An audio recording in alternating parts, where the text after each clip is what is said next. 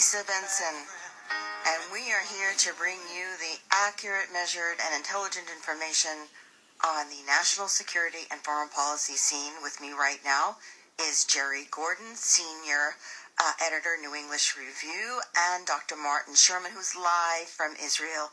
Tossing this right back to you, Jerry, to ask Dr. Sherman a question. Dr. Sherman, how do people in Israel reconcile what has occurred this week in Vienna with the ability of Israel's government, quite frankly, to undertake some kind of, quote, dramatic action? And I'm not talking necessarily about military action, but at least to have the evidence of deterrence against a nuclear Iran. Well, as I said before, Jerry, we're experiencing one of these rare moments of almost wall-to-wall opposition to this agreement, and rare consensus between the opposition and the government parties. In fact, the only party that has expressed support for the agreement is the United Arab Party, which I think in itself speaks volumes. But as to possible Israeli response, I unfortunately think that Israel's probably lost the moment for a conventional military strike against Iran. Wow.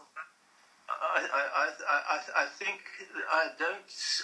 Israel would really have to have such a flagrant smoking gun for it to justify a strike on Iran now, given the international endorsement of this agreement. Yes. I think that Israel has to focus its efforts on two things: a massive public diplomacy assault on this agreement to delegitimize it, first of all, in the eyes of the American people, and have it torpedoed in the Congress. Not that I think that will mitigate all the damage, but at least if they can do that, the next administration will be in a far stronger position to repudiate this ridiculous capitulation. And the other thing is to invest a lot of effort in covert operations. But as you pointed out yourself, this is going to be made much more difficult now because of this agreement, because basically the other signatories have undertaken to help Iran defend its facilities against sabotage.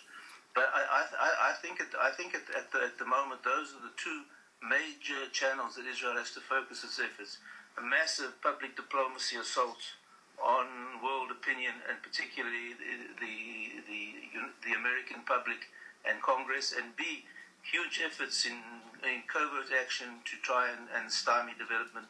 And as you know, there's been rumors that Israel's been behind all sorts of activities, including the elimination of top scientists, etc., etc.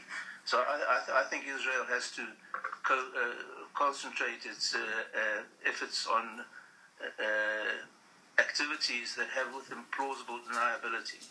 Is that why the President of the United States is taking this to the United Nations before he takes it to Congress? Before Congress reviews it and votes on it?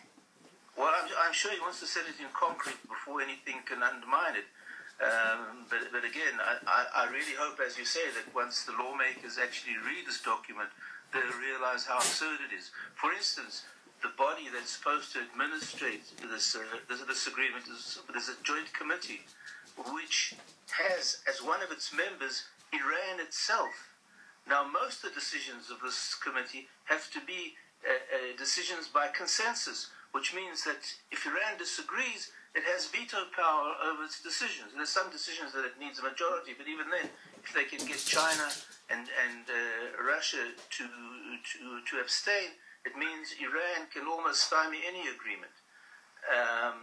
And so I think I agree with you. It's very important that the details of this agreement are brought to the attention of American lawmakers, so they realize actually how absurd it is, where you basically have a document which allows the major state sponsor of terrorism a clear path to weaponized nuclear ability, huge amounts of money to continue financing its terrorist proxies across the region, and which will force either the Arab countries to enter into an armed race or become client states of the Shiite hegemon in the region. Martin, I want you to take a message back to the Israeli people that in the United States, the left thinks that this is a good deal, and the right thinks it is not a good deal, and we are 70% of America concerned about what is happening, but getting people to react is difficult, and we're not sure the lawmakers are paying attention. I have one more question for you. Please stay with me just for another 3 minutes, and then we'll set you on your way. This is LIsa Benson. We'll be right back. Just give me 3 more minutes with you, Martin. Thank you.